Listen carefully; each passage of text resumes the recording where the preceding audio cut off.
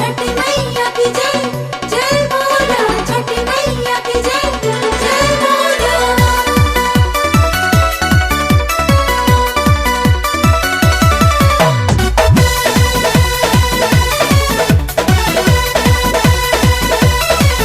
छठी माँ छठी माँ छठी माँ जय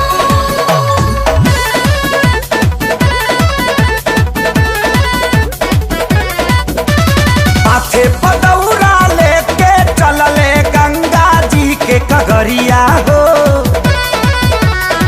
ए हो माथे पदौरा लेके चलले गंगा जी के कगरिया हो। पातर पातर पियावा के पातर पातर पियावा का सब है पियरी पगरिया हो। पातर पातर पियवा की सोभी पियरी पगड़िया हो। पातर पातर पियवा की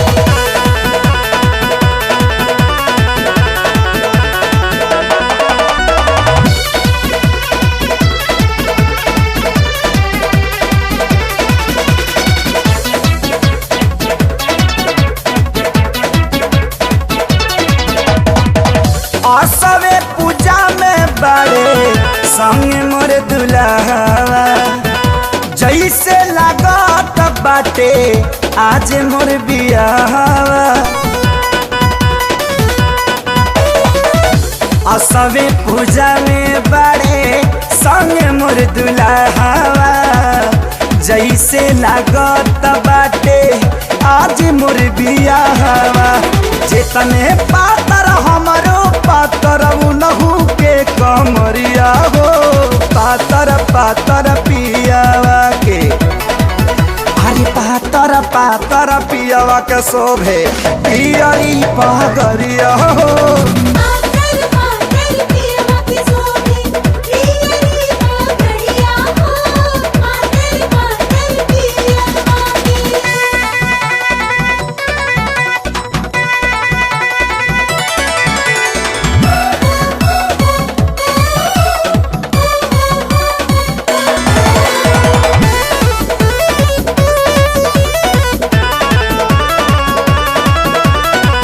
दोनों जन के चेहरा के लाइट बाटे सेम हो। दोनों जन के उम्र संगे हाइट बाटे सेम हो। ए हो दोनों जन के चेहरा के लाइट बाटे सेम हो। दोनों जन के उम्र संगे हाइट बाटे सेम हो।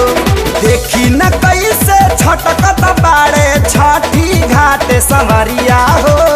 पातर पातर पियावा के अरे पातर पातर पियावा के शोभे पियरी पगरिया हो।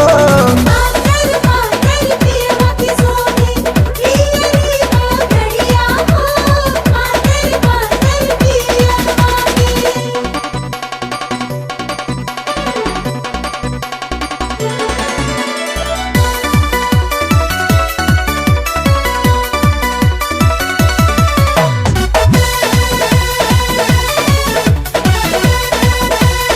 छठी माँ छठी माँ छठी माँ जय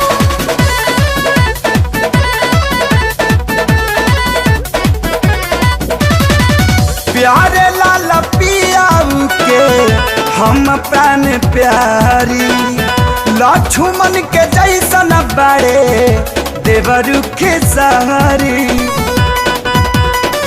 ए सखी प्यारे लाल पियाऊ के हम प्राण प्यारी लक्ष्मण के जैसे बड़े देवरु के सारी। सबही के टिकल बा सूरज देवता पर नजरिया हो। पातर पातर पियावा के अरे पातर पातर पियावा के शोभे पियरी पगरिया हो।